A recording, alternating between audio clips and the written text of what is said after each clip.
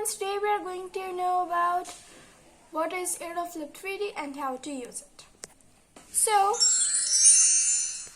it is one of the features of Windows 7 which enables to preview all open windows as a stack. So let's now learn how to use it.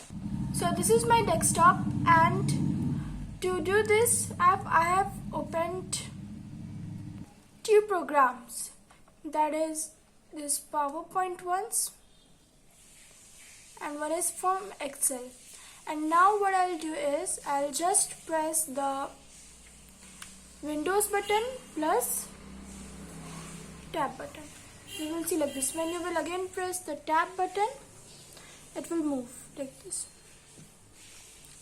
And in which program you will see the first, it will open like this. I will just leave it and it is open. Again I will press this Windows button plus tab button. It will go like this.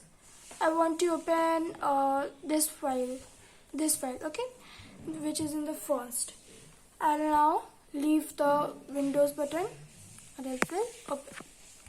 So this is the feature known as Aero 3D. So thank you. Hope it was useful.